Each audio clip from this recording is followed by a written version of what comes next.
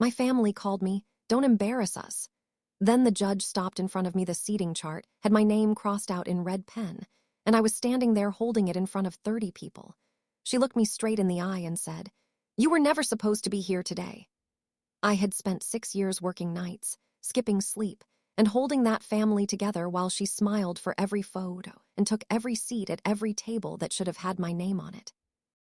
What nobody in that room knew was that I had a folder, a plain manila folder, and it had been sitting in my car for 3 weeks. By the time that graduation ceremony ended, she would never make another decision for this family again. If you have ever been the one who did all the work while someone else took all the credit, this story was made for you. My name is Danny. I grew up in a small town in Ohio where everyone knew everyone and nothing stayed private for long. I was the kind of person who remembered birthdays, drove people to their appointments, and never once asked to be thanked for it. That was just who I was. I liked being useful. I liked being someone people could count on. I married Marcus when I was 24. He was kind and patient, and he made me feel like I had finally found a place where I belonged. We rented a small house with a yellow front door and a garden I planted myself, and in those first 2 years, everything felt steady and good. Marcus had one sibling, a younger brother named Cole who was 11 years younger than him. Cole was smart, really smart. The kind of smart that came with full attention at every family dinner, a savings account his parents funded without blinking, and a future that everyone talked about like it was already guaranteed. I liked Cole. I want to be honest about that. He was easy to like. He was funny and warm, and he genuinely worked hard for his grades. None of what happened was his fault. Not a single part of it. The problem was never Cole. The problem was Linda. Linda was Marcus's mother. She was the kind of woman who smiled at everything and meant nothing by it. Her smile was like a screen door. You could see through it if you looked long enough. The first time I noticed something off, it was small. So small, I almost missed it. It was Thanksgiving, 2 years into my marriage. I had spent 3 days cooking.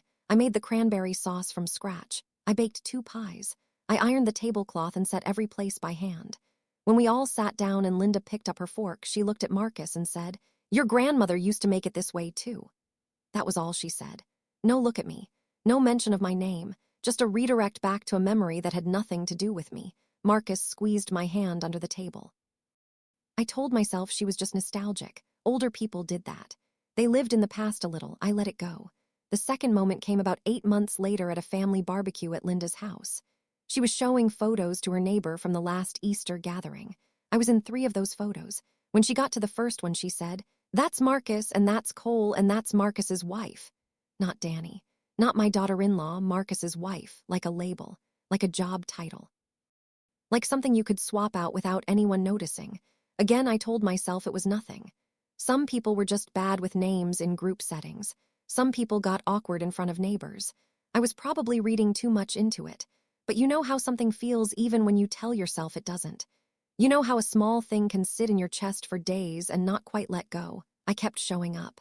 I kept cooking. I kept remembering Linda's doctor appointments and sending her birthday cards and buying thoughtful gifts that I wrapped carefully and wrote her name on in my best handwriting. I did all of it because that was how I loved people.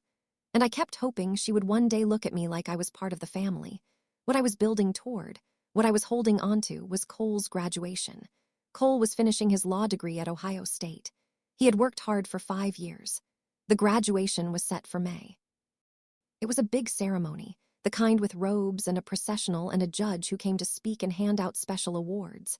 The family had been talking about it for a year. Marcus and I had already booked the hotel. I had already bought a dress. I had already started planning the dinner after. Cole had asked me personally to help organize the family dinner. He sat across from me at our kitchen table and he said, "Danny, you're the only one who can pull something like this off." He smiled when he said it. He meant it. That moment mattered to me more than I can say, because Cole saw me. He saw what I did and he named it out loud. And I wanted to honor that. I wanted the dinner after his graduation to be something he remembered for the rest of his life. I had no idea that by the time that day came, I would not be allowed anywhere near the front. Row, the first incident that I could not explain away, happened about 6 months before the graduation. Linda called Marcus one evening while we were eating dinner. I could hear her voice through the phone, but not her words. Marcus's face went still in that careful way it did when he was trying not to show anything. When he hung up, he told me that Linda was starting to plan the graduation day. She wanted to handle the logistics. The seating, the hotel block, the restaurant reservation for the dinner after. I asked him what that meant for the dinner I was already planning. He said he would talk to her. He talked to her. What came back was this. Linda said she appreciated my help, but that she wanted to keep it in the immediate family. She used that exact phrase, immediate family. I was Marcus's wife. I had been his wife for 4 years at that point, but somehow I was not immediate family. Marcus told me not to take it personally. He said his mom just got anxious around big events and needed to feel in control. He said let her have this one. He said I could still be involved, just not in charge. I swallowed it. I told myself it was fine. But that word stayed with me. Immediate. Like there was a circle and I was just outside the line of it. The second incident happened 3 months before the graduation. Linda invited the whole family to her house for what she called a planning dinner. She sent the invitation by email to Marcus, to Cole, to her sister, and to her husband Gerald. She did not send it to me. Marcus mentioned it at breakfast one morning like it was something I already knew about. I had not known about it. I asked if I was invited. He paused for just a second too long before he said of course I was, so I went. I sat at that table and I listened to Linda outline every detail of graduation day. The parking, the seats, the photos after the ceremony. The dinner at a restaurant she had already reserved without asking anyone. A restaurant she had picked. A menu she had chosen. A table she had mapped out. She passed around a paper. A seating chart for the dinner table. It had everyone's name on it. My name was not there. I looked at it for a long moment. I could feel the air in the room. I could feel Marcus sitting next to me not saying anything. I said quietly, I don't see my name. Linda looked at the paper and then looked at me and smiled and said, oh, we just haven't finalized all the spots yet. But every other spot had a name. Every single one. I didn't say anything else. I folded my hands in my lap. I looked at the paper one more time and I felt something go very quiet inside me. Not anger. Not yet. Something colder and more clear. I drove home that night and sat in the car in our driveway for 10 minutes before I went inside. The third incident happened 3 weeks before graduation. I found out by accident. Cole had texted Marcus asking if Danny was still doing the toast at the dinner. Marcus showed me the text with this expression on his face, like he was not sure what to do with it. He said he thought Linda had talked to me. Linda had not talked to me. What she had done was call Cole and tell him I had decided not to do a toast, that I was going to step back from the dinner planning entirely, that I felt it was better for the family if she handled everything. I had said none of those things, not one word of any of it. She had put words in my mouth and given them to Cole as facts. I stood in our kitchen with Marcus's phone in my hand, and I read Cole's text 3 times. My chest felt tight. My hands were cold. I put the phone down very slowly on the counter. I said to Marcus, she told him I decided this. Marcus went quiet. I said, did you know she was going to do that? He said, Danny, she just wants the day to go smoothly. And there it was, not a defense of me. Not a single word standing on my side, just a reason for her. I did not raise my voice. I did not cry. I picked up my keys and I drove to the grocery store and I walked every aisle slowly and I let myself think very clearly for the first time about what was actually happening. She was removing me, not loudly, not in one big moment, quietly. One small step at a time, like erasing a pencil mark. Light passes first and then harder ones, and then you look at the page and there is nothing left. I thought about the Thanksgiving dinner nobody thanked me for. I thought about the barbecue photos and the label she used. I thought about the planning dinner and the seating chart with no space for my name. And now this. A lie told to Cole to take the last thing I had been asked to do. I drove home with 2 bags of groceries and a very clear head. That night I went to the folder I kept in the bottom drawer of my desk. It was where I kept important documents, warranty papers, insurance forms, things I might need someday. I sat on the floor and I opened it and I started reading through everything very slowly. And that is when I found it, not what I was looking for, something else entirely. Something I had filed away 2 years earlier and not thought about since. I will come back to what it was. Because first I need to tell you what happened on graduation day. I need to tell you about the seating chart with my name crossed out in red pen. I need to tell you about the moment Linda looked at me in front of 30 people and said I was never supposed to be there. I need to tell you what happened when the judge stopped walking. Graduation day was a Saturday in May. It was warm and clear and the kind of morning that makes everything feel possible. I wore the dress I had bought 3 months earlier. It was a deep blue, the kind that photographs well. I had my hair done. I looked like someone who belonged somewhere important. I felt it too, at least for that first hour. We drove to campus in 2 cars. Marcus and I in one, Linda and Gerald in the other. Cole was already there with his classmates, robing up, going through the processional line. The ceremony was in a big outdoor amphitheater, rows of white chairs, a stage with a podium and a long table where the faculty sat, a banner that said Ohio State College of Law in gold letters. It was beautiful. I took a photo for myself before we sat down. Just the stage and the banner and the blue sky above it. I wanted to keep that image. We found the family seating area. There was a reserved block near the front, 8 seats held with a small handwritten sign that said Whitfield family. Cole's last name. My last name too, by marriage. There were 8 seats. There were 9 of us, Linda, Gerald, Marcus, me, Cole's girlfriend Priya, Marcus's Aunt Carol, Carol's husband Tom, Linda's sister Rhonda, and Rhonda's daughter Maya. 9 people. 8 seats. I counted twice. I looked at Linda. She was already seated, smoothing her skirt, talking to Rhonda without looking at me. Marcus leaned over and said there must have been a counting mistake. He said we could ask the usher for an extra chair. The usher was already down the row helping someone else. The processional music had started. People were sitting down quickly all around us. I said to Marcus, "I'll find a seat nearby, it's fine." I moved 1 row back and sat alone. The ceremony started. Cole walked in with his classmates, and I could see the back of his head and his shoulders straight under the robe, and I felt proud of him even from 1 row behind, even sitting alone, even with everything. I watched the first part of the ceremony without moving, and then during the applause after the dean's speech, Linda stood up to get a better photo on her phone. As she turned, she saw me sitting behind them. She looked at me for just a moment, and then she opened her purse and took out a folded piece of paper. She held it out to me. I took it. I unfolded it. It was a seating chart, the dinner seating chart, the one from the planning dinner, but updated. Every name written in neat columns. My name was at the bottom, crossed out in red pen, not a line through it like an edit, a thick crossed out mark, the kind you make when something is wrong or should not be there at all. I stared at it. Linda leaned close to my row and she said in a low voice, "We had to rearrange. The restaurant changed the table size. I hope you understand." I looked at her. She held my gaze for exactly 1 second and then she said it. "Embarrass us today." And then she turned back around and sat down. I sat with that paper in my hands and I did not move. The amphitheater was full of sound. Applause. A voice at the microphone, chairs scraping. All of it at a distance like it was coming through water. I folded the seating chart. I put it in my bag.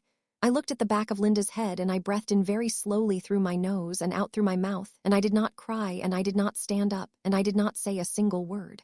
Cole was called to the stage for a special recognition. A commendation from a sitting family court judge who had come specifically to honor 3 students who had written exceptional work on advocacy for underrepresented families. Cole's name was the second one called.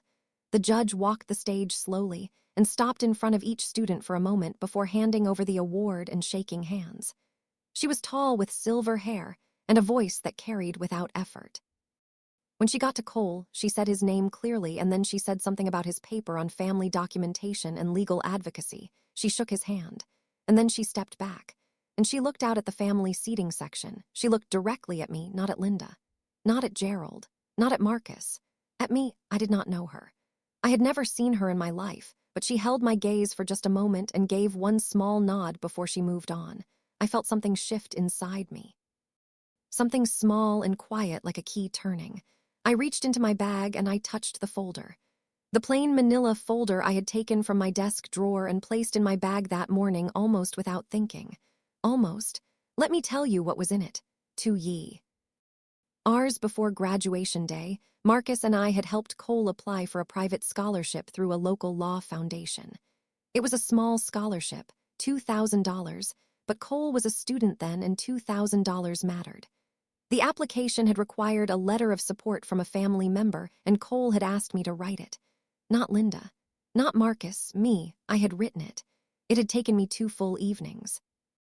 I had written about Cole's work ethic and his character, and what I had seen of him over 4 years of being his sister-in-law. I had been careful and specific because I wanted it to be real.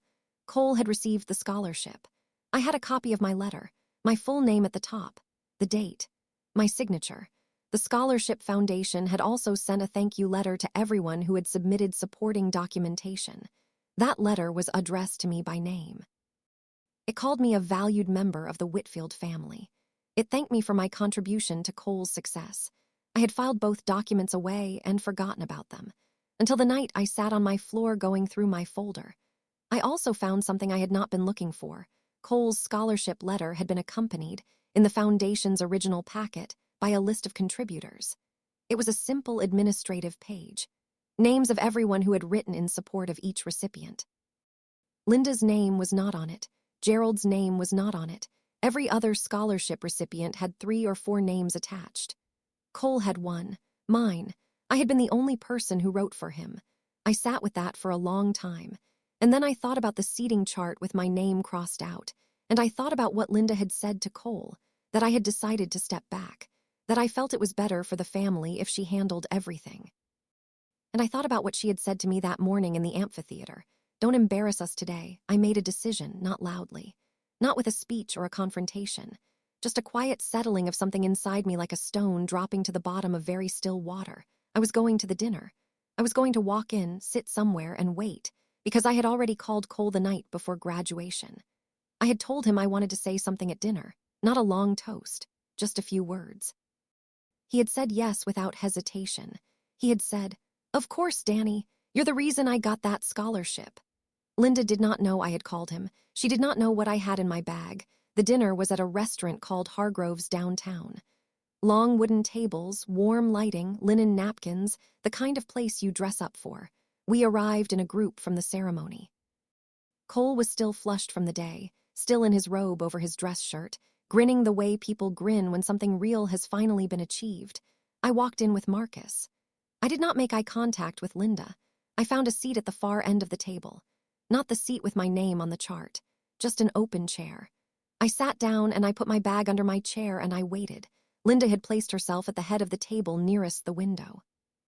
She had the seating chart out and was directing people like a stage manager. She looked at me once when I sat down and her expression did not change. She just looked away. Dinner was served. The table was warm and loud and full of real celebration. Cole told stories about his professors. Priya laughed at all of them. Marcus's Aunt Carol leaned over and told me my dress was beautiful. I smiled and said thank you. Halfway through dinner, Cole stood up and tapped his glass. He said he wanted to say a few words before the formal toasts. He said there was someone at the table who deserved to be named out loud before anyone else spoke. He looked at me. He said, "Danny wrote the letter that got me my first scholarship. She spent 2 nights on it. She didn't tell anyone she did it. She just did it because that's who she is. I wouldn't have had that money for my 2nd year without her, and I wouldn't be sitting here tonight if that year had gone differently." The table went quiet.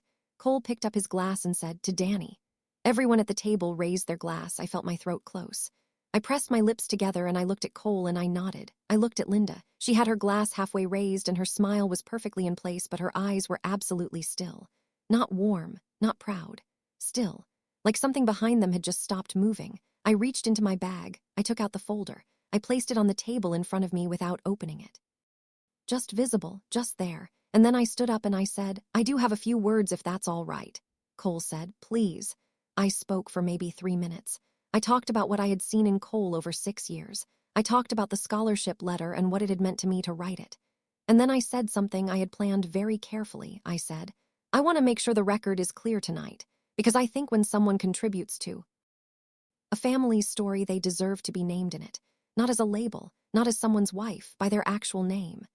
I did not look at Linda when I said it. I did not have to. Marcus's Aunt Carol put her hand over her mouth. Priya looked at her plate for a second and then looked up.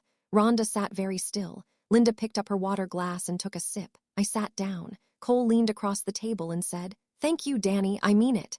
I said, "I know you do." After dinner, as people were getting their coats, Cole's girlfriend Priya came and stood next to me. She said very quietly, "She told us you weren't coming tonight, that you had called and said you weren't feeling well." I looked at her. Priya said, "Cole knew that wasn't true. That's why he looked for you when you walked in." I stood there and let that sink in. Linda had tried one more time. Even that morning, even on that day, she had tried to erase one more thing, and Cole had watched for me anyway. I found out later, from Marcus's Aunt Carol, that after the dinner Linda had gone very quiet in the car. That Gerald had tried to say something and she had told him not to talk. That when they got home, she had gone straight inside without saying good night. Marcus and I did not talk much on the drive home. He was thinking. I could feel it. The silence between us was not cold, but it was heavy with everything that had been seen that night and could not be unseen. When we got home and sat down together at the kitchen table, he said, "She told Priya and Cole you weren't coming." I said yes. He was quiet for a long time. Then he said, "I'm sorry, Danny. I should have seen this a long time ago. I kept making excuses for her and that was wrong." That was all I needed him to say. I did not want a long speech. I did not want a list of apologies. I just needed him to name it. To say out loud that what had been happening was real, and that he had seen it, and that he was not going to look away from it anymore. He said it. We sat at that table for another hour and just talked. Not about Linda. About us. About what we wanted our life to look like going forward, and what we were willing to accept, and what we were not. That conversation was the most honest we had been with each other in 2 years. In the weeks after graduation, things shifted in ways I had not fully expected. Cole called me the Tuesday after the ceremony. He said he had found out what Linda had told Priya.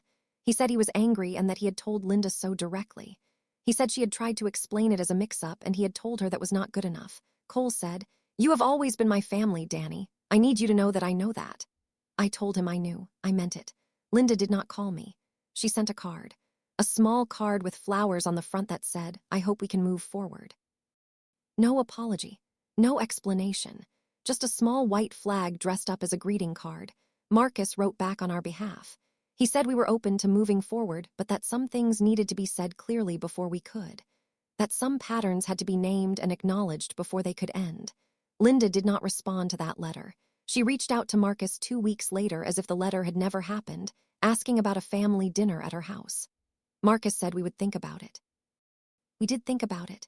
We decided together. We went to that dinner, both of us, together. I said hello to Linda when I arrived. She said hello back. We were polite. We were not warm. That was all right. Warmth is earned.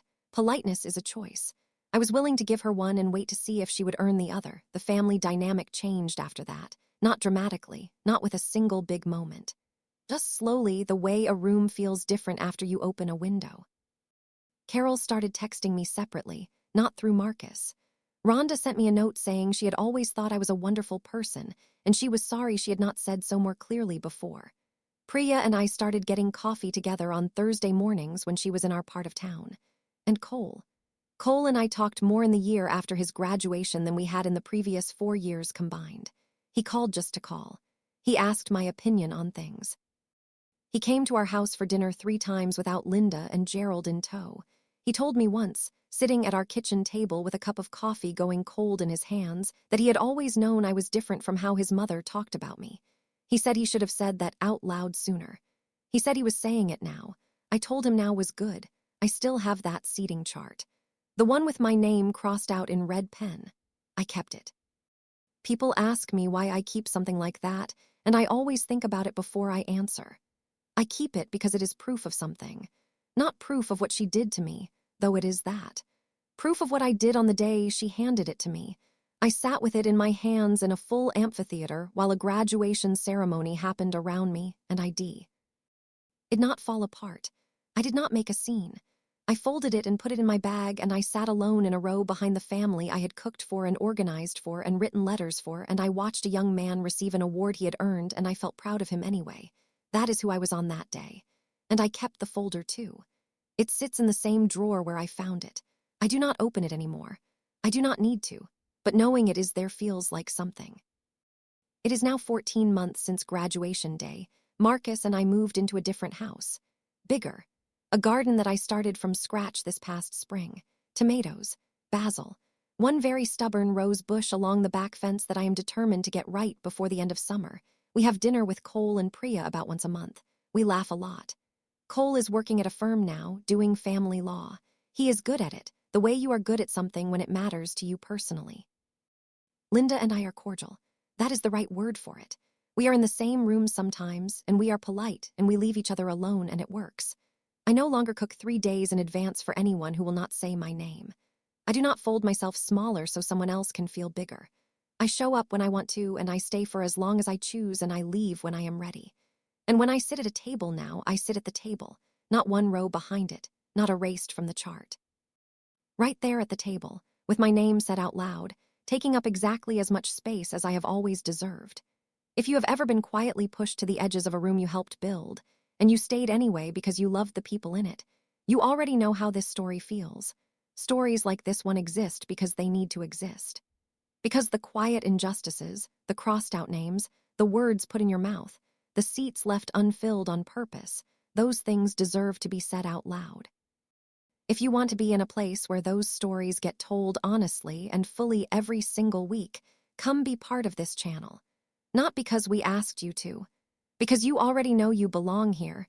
You have been sitting one row back for long enough.